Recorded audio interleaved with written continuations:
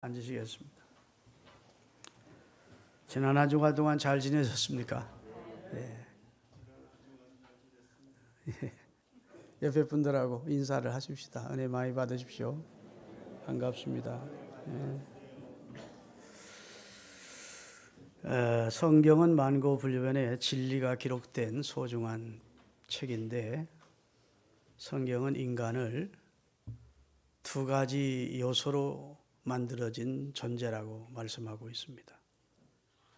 흙으로 육체는 빚었고, 그 다음에 그 안에 하나님이 생기를 불어넣어 생명인 곧 영혼을 가진 존재로 지어주셨다.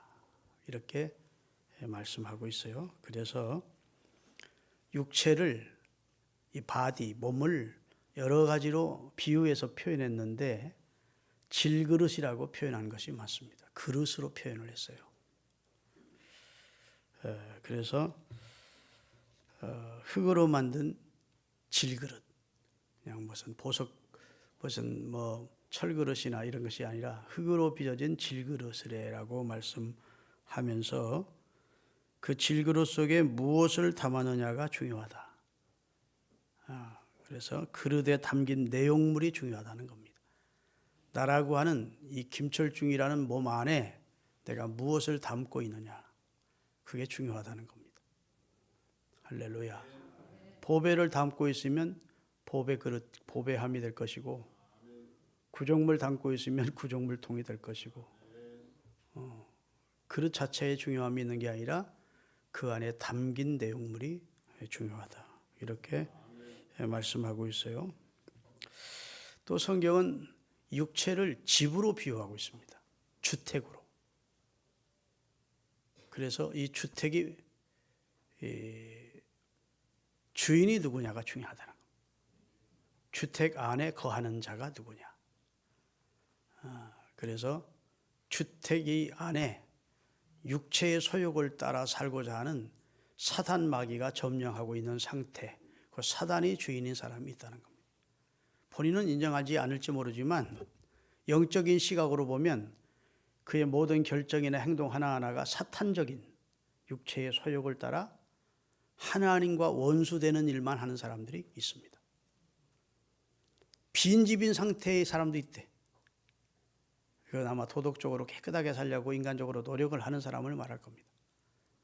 세 번째는 성령, 곧 하나님이 주인이 돼요. 성령, 하나님의 영이 입주해서, 내 주택, 내 집에 입주해서 나를 성령의 소욕으로 이끌고 하고자 해서 거룩한 삶으로, 경건한 삶으로, 하나님의 자녀된 삶으로 인도하고자 하는 성령의 입주와 역사가 있는 사람이 있다는 겁니다. 예수님이 하신 말씀 가운데 아주 중요한 내용의 말씀이 마태복음 12장 43절에서 45절까지 나와요. 한번 같이 읽겠습니다. 더러운 귀신이 사람에게서 나갔을 때 물 없는 곳으로 다니며 쉬기를 구하되 쉴 곳을 얻지 못하고 이에 가로되 내가 나온 옛날 집으로 돌아가 그리 와보니까 그 집은 비고 청소까지 되고 수리까지 리모델링까지 마쳤거늘 이에 가서 저보다 더 악한 귀신 7을 데리고, 그러면 몇 귀신이 들어가는 거예요? 나온 귀신 하나, 나왔다 다시 들어가는 귀신이 친구 귀신 7을 데리고 들어가니까 7 귀신이 몸 안으로 들어온다는 겁니다.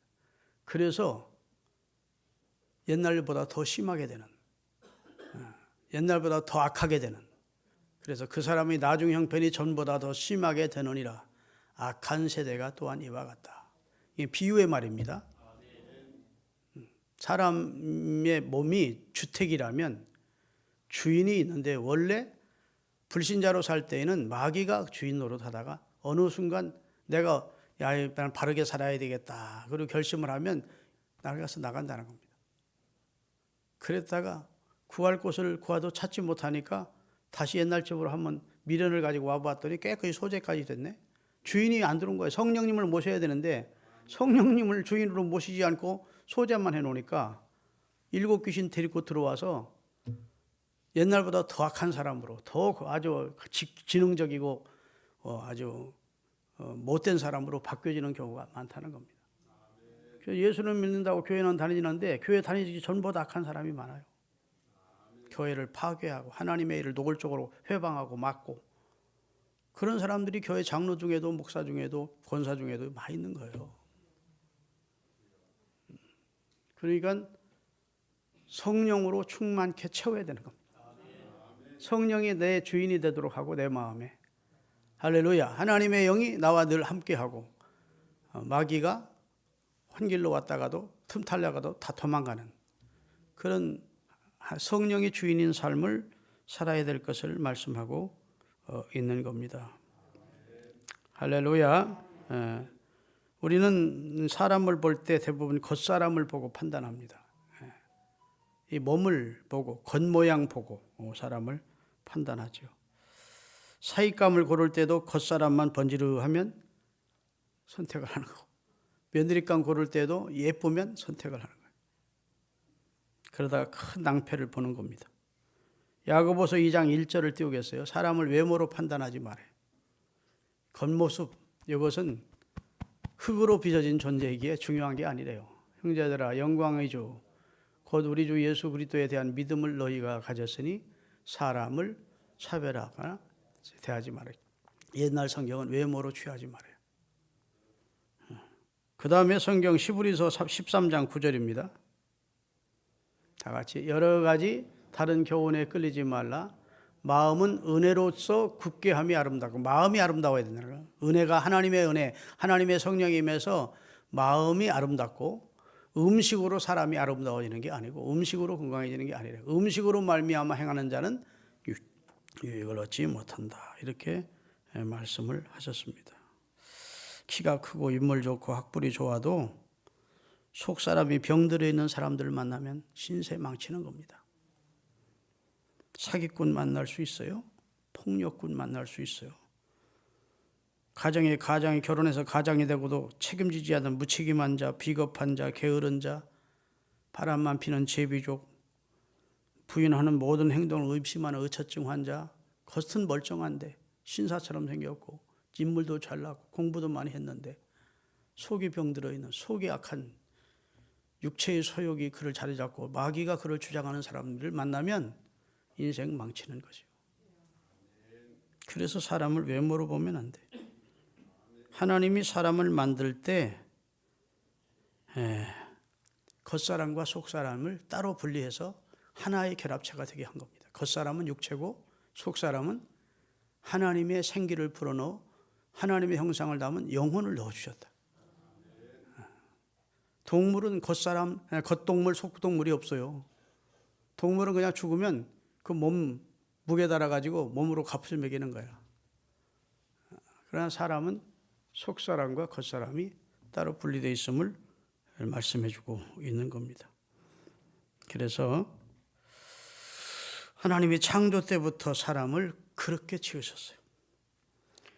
겉에는 기쁨이 있는데 속에는 늘 슬픔이 있는 사람이 있습니다. 그런데 겉에 기쁨이 있으니까 기뻐하는 사람인 줄 아는데 속 사람은 기쁘지 않은 사람이 있어요. 겉으로는 사랑이 줄줄 흐르는데 속에는 칼을 품고 사는 사람이 있습니다. 겉으로는 선한 것 같은데 속은 아주 악질인 사람이 있습니다. 그렇죠? 겉과 속이 같지 않은 것이 우리 인생이에요. 하나님께서 사람을 처음 만들 때 육은 흙으로 영은 하나님의 생기를 불어넣어 하나님의 형상인 영혼을 넣어주심으로 인간은 창조됐습니다. 이걸 분명히 아시기를 바랍니다. 그리고 영혼은 100년 육체는 100년 미만이에요. 흙에서 왔기에 흙으로 돌아갑니다. 영혼은 하나님의 형상이 영원하듯 영원한 존재입니다. 그러면 육체가 죽을 때 영혼은 그 육체를 빠져나오는 것입니다. 그래서 영과 육이 분리되는 것이 기독교적인 입장에서는 죽음이라고 하는 거예요. 우리의 장막집이 무너지면 하나님이 지으신 영원한 집으로 옮겨가는 것이 인생이라고 고린도후서 5장 1절에 말씀하시고 있는 거예요. 동의하실 때까지 기다릴 겁니다. 할렐루야. 그래서 물건을 사더라도 겉포장을 쓰는 사람 없습니다. 겉포장은 아무리 이름 아름답게 포장을 했어도 다 버리는 거예요. 그 내용물을 쓰듯이 사람은 겉이 아무리 아름답고 요즘 겨울철에도요 스포츠 잔치가 많이 있습니다. 농구 잔치, 배구 잔치. 농구하는 사람들이요 키가 얼마나 큰거 하면 190 정도고 평균 2m 7cm도 있어요. 187짜리가 농구 꼬리를 잘 집어넣으니까 아나운서라고 뭐라는 줄 알아요? 저 사람은 단신인데도 골을 잘 집어넣네요. 그러니 164cm밖에 안 되는 내가 섰다가는 뭐라고 대답하고 저 난쟁이가 농구 여러분 씨름 선수들 보면 130kg, 150kg까지 나가는 사람이 있습니다. 그런데도 몸이 민첩하죠. 사람이 육체만 가지면 그 사람들이 1등 인생이지. 그런데 사람은 육체로 평가가 안 돼. 그보다 훨씬 작은 사람이, 그보다 훨씬 무게가 덜 나가는 사람이 언제든지 그 사람들을 리더가 될 수 있고 그 사람들을 부려서 월급 줘가면서 쓸 수 있는 존재가 사람이에요. 사람은 몸뚱어리로 그 사람의 가치를 결정할 수 있는 게 아니고 속사람이 그 사람의 가치를 결정하는데, 불신자들이나 성경의 일부분에도 사람은 육체와 정신, 마음과 영혼으로 되어 있다 이렇게 해요. 바울도 그렇게 구분해서 설명한 적도 있습니다. 그러나 엄밀히 말하면 육체와 그 다음에 영혼으로 되어 있는데 영혼 안에, 마음 안에 영혼이 들어있는 것이죠. 그래서 영혼이라고, 혼과 영이 함께 있는 것이 우리 영혼입니다. 그렇게 믿으시는 분 하면. 그래서 사람이 결혼하기 전까지는 겉이 아름다운 것이 주로 관심을 갖지만 살아보면 마음이 아름다운 여자와 살아야 더 행복한 겁니다. 아멘. 홍한소년 미인들아 자랑치 말고 영웅호걸 열사들아 봄내지 마라. 유수 같은 세월은 널 재촉하고 저 적막한 공동묘진 널 기다린다. 옛날에 그런 복음성가가 있었어요. 그러니까 너무 막 육체를 위한 너무 막 좋은, 아무리 좋은 입을자는 막 200만 원, 300만 원 입어도 어차피 흙덩어리고. 아멘. 아무리 육체 씻어봤다고 해서 육체가 깨끗하다고 영혼이 깨끗한 거 아니고 육체 위주의 삶을 살면 안 돼요. 영혼이 잘 돼야 범사가 잘 되고 강건하대. 하나님은 우리의 영혼에 관심을 가지십니다. 그래서 요한 3서 1장 2절을 우리 잘 아는 내용인데 한번 뜰 테니까 같이 한번 크게 읽어보십시다. 사랑하는 자여 내 영혼이 잘된 같이 내가 범사가 잘되고 강건하기를 원하노라. 먼저 무엇부터? 영혼이 잘되라. 영혼이 잘. 영혼이 죄사함 받고 구원받고 하나님의 자녀가 되고 천국을 보장받은 그런 영혼이 잘 돼야 그 다음에 범사 모든 일이 잘 되고 그 다음에 몸도 강건해지는 거예요. 왜? 뭐 이런 거 가까이 안 하니까 못된 짓 안 하고 그러니까 아무래도 그런 짓 하며 사는 사람보다 병에 들 수 있는 요인을 많이 가지는 사람보다 건강할 거 아닙니까? 아멘. 그래서 우리가 이 세상을 살아가면서 오늘 이 시대의 불행이 요인이 무엇이냐 하면 사람을 보는데 성경적 시각으로 보지 않는다는 게 문제입니다. 성경이 그렇게 말했는데도 사람들은 성경적 시각으로 사람을 보지 않아. 겉으로 보는 겁니다. 동물처럼 물건처럼 겉으로 보고 선택을 하는 것이죠. 고린도후서 4장 7절을 한번 띄울 테니까 같이 읽어볼까요? 우리가 이 보배를 질그릇에 가졌으니 이는 능력의 심이 큰 것이 하나님께 있고 우리에게 있지 아니함을 알게 하려 함이라. 우리가 보배를 어디에 가졌어요? 질그릇 같은 내 몸에 하나님의 영을 우리가 모셨다는 거예요. 그래서 진짜 귀한 것은 육체에 있지 않고 그 안에 모신 성령이 귀하다는 사실을 알게 하기 위함이라고 말씀하고 있는 것입니다. 여러분, 하나님은 절대로 외모로 사람을 취하시는 분이 아니에요. 송명희 시인같이 지체 엄청난 장애인이죠. 막 이렇게 흔들면서 막 그냥 밥을 먹는데 막 다 줄줄 흘리면 거의 저게 사람같지 않은 정도로 그렇게 참 그런 인간도 하나님은 은혜를 주시는 거예요. 정근자돈 사람처럼 팔다리 다 잘라진 사람도 하나님 은혜를 주시는 거예요. 사람 같으면 가까이도 안 하고 뭐 사귀려고도 안 할 텐데 하나님은 사람을 왜 물어보지 않아. 그런 사람들 속에 하나님의 영을 부어주셔서 인생을 가치 있게 복되게 구원받은 자로 행복하게 살아가도록 해주신다. 여러분 외모 때문에 하나님 앞에 열등감 가지는 분이 한 분도 없기를 주님의 이름으로 축원합니다.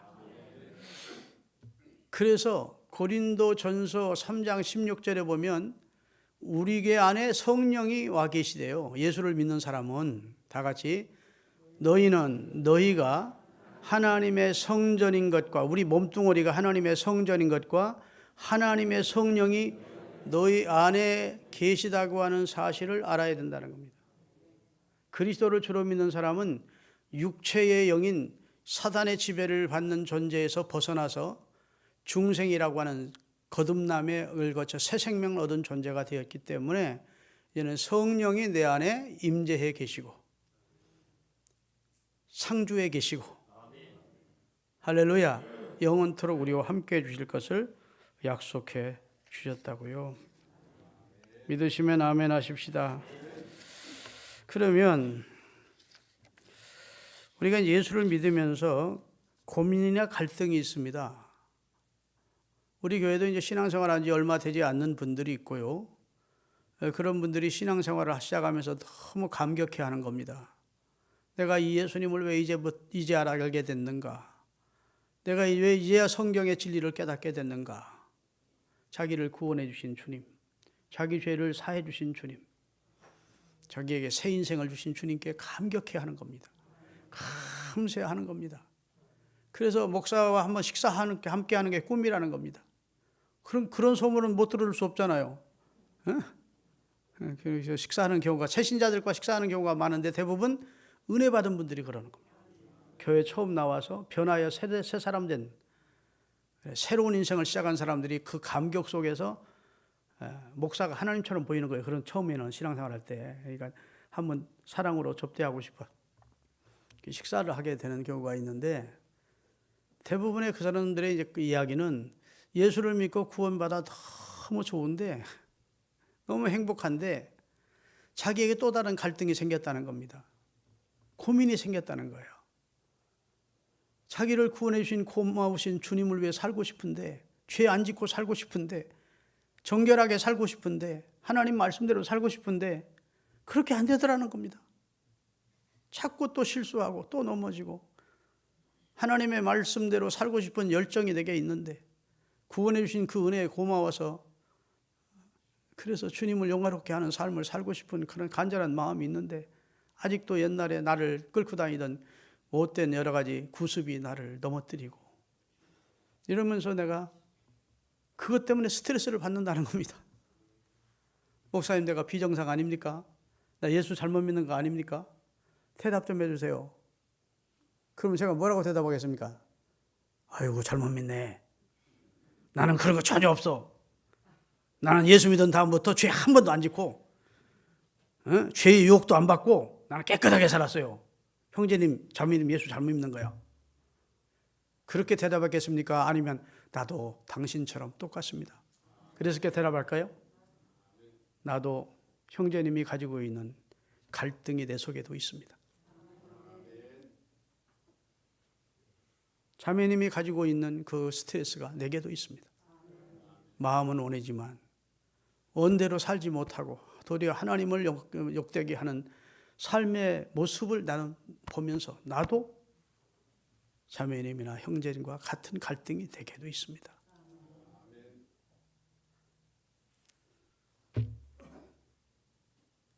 로마서 7장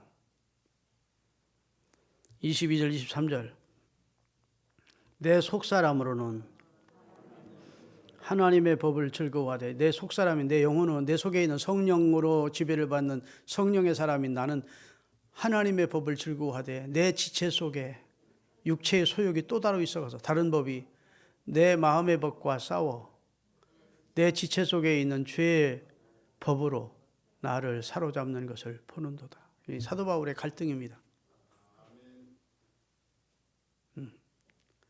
여러분, 나는 예수 믿고 나서 진짜 죄와는 멀어졌습니다. 깨끗하게 오늘까지 충성하며 헌신하며 살았습니다 하시는 분들 한번 손 들어보십시오. 그렇게 살 수 있는 비결이 있습니다. 답이 없는 게 아니에요.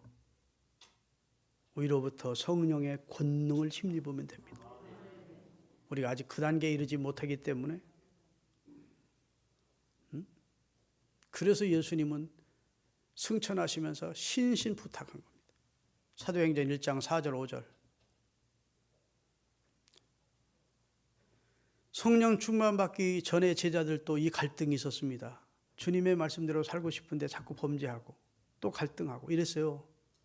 그런 그들을 주님이 알기 때문에 이제 주님은 떠나가시고 남아있는 제자들이 복음을 전 세계에 전파해야 되는데 이들이 결심 가지고 안 되거든.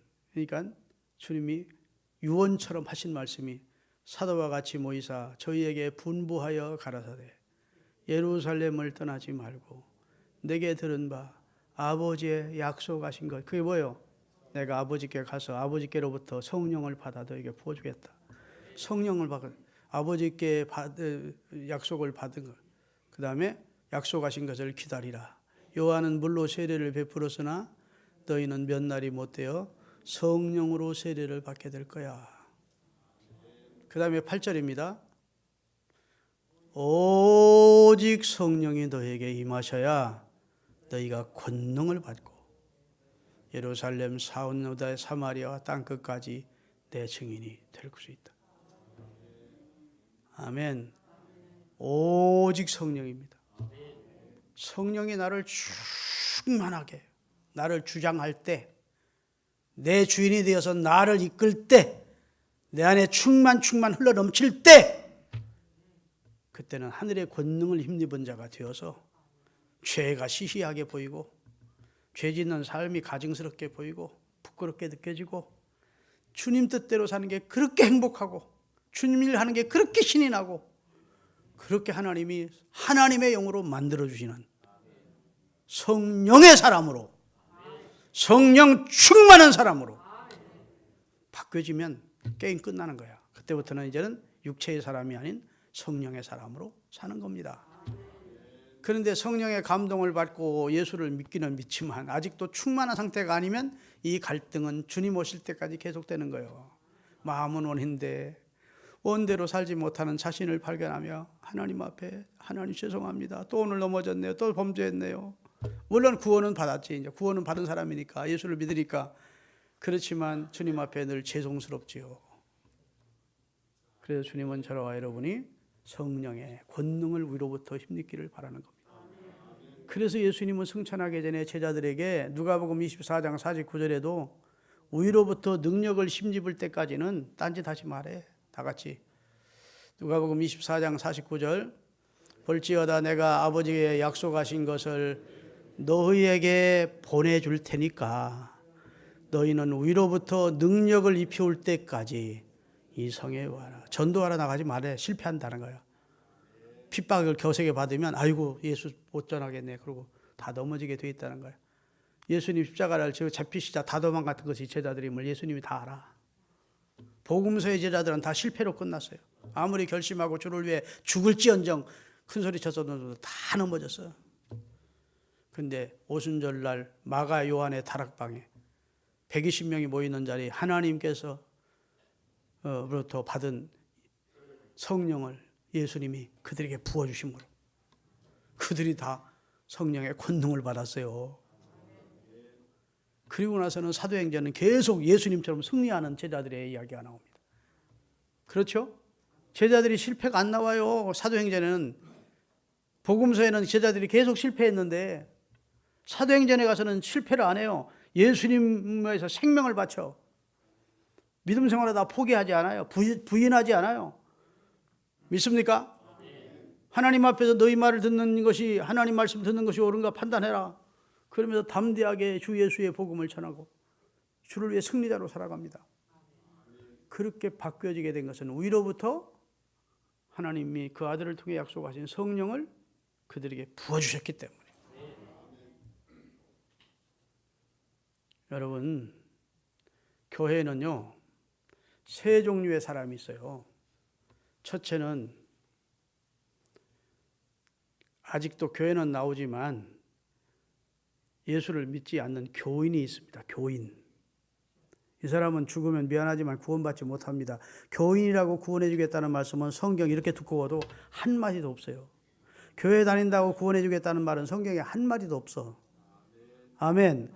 철치 멤버가 됐다고 해서 구원해 주겠다는 말은 없다 그 말이야. 교인. 교인은 예수를 안 믿어요. 천국과 지옥도 안 믿어. 믿어보고자 하는 마음은 가졌지만 아직은 고백을 안 해. 아직도 시인을 안 하고 믿질 않아. 그러면 그 사람은 미안하지만 구원에서 제외된 사람이에요. 그런 분들이 여기 계시거든. 믿음 달라고 구하시기를 바랍니다. 주님, 저도 예수 그리스도가 내 주 되심을, 하나님의 아들 되심을, 예수님을 통해서만 내가 구원받을 수 있다는 사실을 알고 믿게 해주십시오. 그리고 입으로 고백해서 나도 구원받게 해주십시오. 이런 믿음을 하나님 앞에 구하시기 바랍니다. 두 번째로 육신에 속한 성도가 있대요. 이게 내 말이 아니고 사도 바울이 다 구분해 준 내용입니다. 육신에 속한 성도. 이 사람은 교회를 나오기도 하지만 두 번째로 예수님을 주로 믿습니다. 천국과 지옥도 성경에 기록되는 거 믿는 거예요. 그런데 아직도 어린아이 신자라 성령 충만하지 못해서 성령의 감동을 따라서 예수는 믿는데 죄를 못 이겨. 세상을 못 이겨. 마귀를 못 이겨. 지금 말씀드린 대로 늘 내 안에서 죄와 육체의 소욕과 성령의 소욕이 싸우는 그런 갈등의 연속인 신앙생활을 하는 겁니다. 자식은 자식인데 부모 마음을 속썩이는 자식으로 살아가는 거예요. 세 번째, 따라합시다. 신령한 성도. 이게 성도라고 그래요. 자, 교인이 있고, 그 다음에 육신에 속한 교인이 있고, 신자가 있고, 그 다음에 성도라 부르는 신령한 성도가 있어요. 이 사람은 성령 충만을 받아서 예수 믿는 것 말할 것도 없고, 세상과 죄와 마귀를 이길 수 있는 능력이 부어받고, 하나님의 일을 기쁘게 할 수 있고, 아멘. 능동적인 신앙생활을 하면서 성경에 기록된 하나님의 말씀을 쫓아 그에게 약속한 축복도 받고 기쁨 충만, 은혜 충만, 사명 감당 이런 걸 힘들지 않게 하는 사람들이 있어요. 이게 이제 신령한 성도입니다. 이걸 성숙한 성도라 그래요.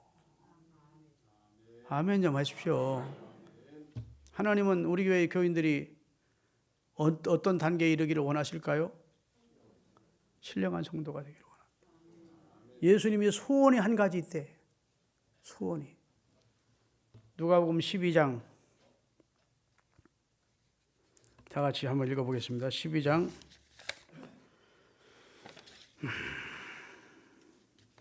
49절.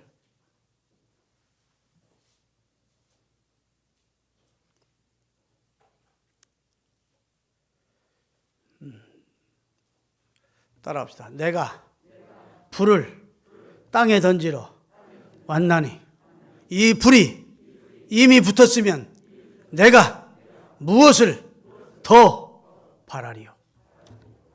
예수님이 하신 말씀이에요. 다 늦게라도 찾으면 좀 띄워봐. 내가 이 세상에 불을 던지러 왔대. 성령의 불을 말합니다. 성령의 불만 영혼에 들어가서 붙으면 이제는 더 그 사람은 신경 안 써도 된대. 왜? 그 사람은 세상도 이기고 죄도 이기고 마귀고 이기대. 내가 더 바랄 게 없대. 내가 불을 던지러 왔는데 이 불이 성도들의 심령 속에 붙기만 하면 내가 더 바랄 게 없다. 그 사람은 성령이 깨우쳐 주심으로, 성령이 인도하심으로, 성령의 가마를 짜라 사는 사람이 되기 때문에 내가 더 이상 신경 안 써도 되는 사람이야. 그 사람은 완전 성숙한 성도야. 다 장성한 성도가 된 거야. 다시 한번 띄워봐. 이제는 누가복음 12장 49절. 야, 왜 이렇게 찾는 게 늦은 거야. 나왔다. 내가 불을 땅에 던지러 왔노니 이 불이 이미 붙었으면 내가 무엇을 더 소원하리요. 예수님의 간절한 소원은 예수님이 우리 죄를 담당하시고 십자가 날 도와서 구원을 이루신 다음 성령이 오셔서 이 사실을 믿게 하시고 이 성령 충만해서 이 성령의 불이 가슴 속에 불 붙어 있는 사람은 그냥 더 이상 바랄 게 없는 성도로 성숙해진다는 거예요. 아멘. 여러분, 인간은요, 잘 들으세요. 인간이 영과 육으로 되어 있는 흙으로 빚어서 하나님의 생기를 불어넣어 사람이 됐는데 이게 이제 고장나버린 겁니다. 아담과 하와가 범죄함으로 이게 완전히 그냥 엉망진창이 된 거예요. 컴퓨터가 칩이 완전히 엉망진창이 됐어요. 그래가지고 인간은 죄 가운데 태어나서 죄 가운데 살다가 죄로 인하여 지옥 갈 수밖에 없는 칩으로 변형돼 버린 거예요. 조작이 그렇게 돼버린 거예요. 마귀가 인간을 죄 가운데 태어나서 죄 짓고 살다가 죄의 결과로 멸망할 수밖에 없게 만들어 놨다고. 근데 감사하게도 하나님께서 예수 그리스도를 통해서 인류를 구원하는 그런 프로그램을 이루시고 성령을 우리 속에 들어서 우리 칩을 고치는 겁니다. 그러니까 거기에 대한 반대급부의 육체가 막 난리를 치는 거예요. 고치지 못하게끔. 그게 우리 안에서 갈등이 일어나는 겁니다. 하나님께서 그의 영을 충만히 우리에게 부어주시면 우리 안에 있는 마음의 컴퓨터를 칩을 완전히 새 것으로 바꿔주시는 거예요. 이전 것은 지나갔으니 보라! 새 것이 되었다. 아멘. 새 것 만들어 주시려고 그리스도를 통해서 우리를 구원하시고 성령이 우리를 구원할 수는 없어요. 성령은 육체를 가지고 오실 수가 없으니까 예수님이 그래서 영이 하나님의 아들이신 그분이 육체를 가지고 오셨고 인류를 구원하는 일은 예수님만 하실 수 있는 일이야. 근데 예수님이 승천하시면서 내가 떠나가는 것이 너에게 유익하대. 내가 가야 아버지께로부터 약속의 성령을 받아 너에게 보여줄 텐데 성령 받는 것이 너에게 유익하대. 그 이유는 나는 육체를 가진 존재라 너희와 늘 함께 해줄 수가 없다. 그러나 이제 영이 오면 모든 사람 속에 영원토록 너희 속에 계실 것이다. 그렇게 약속 같은 영이 임한 겁니다. 그래서 우리가 평생 쓰고도 남을 핸드폰 충전기에 충전하듯이 하나님께서 성령으로 우리 영혼, 우리 속에 있는 영혼을 충전시켜 주신 거예요. 성령 충만이라는 그런 것입니다. 그래서 더 이상 육체의 소욕과 갈등할 필요가 없는 거예요. 육체가 까불지를 못해. 시소가, 여러분 시소 아시죠? 예전에는 시소가 무게가 비슷하면 육체의 소욕과 성령의 소욕이 비슷하기 때문에 자꾸 갈등을 했어. 이러고 누르면 여기 누르고 죄 안 지어야 되는데 그러면 뭐가 그래? 우리 속에서 계속 싸웠는데 이제 아주 강력한 무게로 우리 주님이 우리에게 시소를 꽉 눌러주신 거예요. 할렐루야. 육체의 소욕이 건들지 못해. 육체의 소욕이 나를 범죄케 하면 예수 이름으로 물러가라. 아까 얘기한 대로 죄가 싫어진다고요. 그 단계까지 올라가는 거야. 어떻게 살든 죽든 그런 건 상관없어. 잘 되든 못 되든 상관없어. 저 아버지 뜻대로 사는 것만 소원하는 사람이 되는 거야. 그의 나라와 그의 의를 구하는 사람으로 변화되는 거야. 그런 성숙한 성도가 되기를 저에게도 여러분에게도 하나님은 원하시는 거예요. 어떤 사람이 가장 복되고 귀한 사람이냐? 하나님의 영이 함께하는 사람. 더구나 충만하게 함께 해주는 사람. 그 사람이 이 세상에서 제일 귀하고 제일 복된 사람. 하구이 몇 개씩 가지고 있다고 복된 사람 아니고 귀한 사람 아니고 그 사람 속에 하나님의 영이 없으면 저주받을 사람. 차라리 나지 않으면 못할 사람이야. 그런데 그 사람이 어떤 사람이냐? 그 속에 질그릇인 그 사람 속에 하나님의 영이 함께해. 아멘. 그것도 그냥 가늘가늘하게 그냥 성령에 감동받아가지고 겨우 신앙 유지하는 정도가 아니라 충만해. 그러면 그 사람이야말로 귀하고 복된 자입니다. 여러분 다 신령한 성도가 되시되 하여튼 성령 충만 소원하다가 성령 충만 받아서 하나님 볼 때 가장 귀한 자 복된 자들이 되시기를 바라겠습니다. 기도하시겠습니다.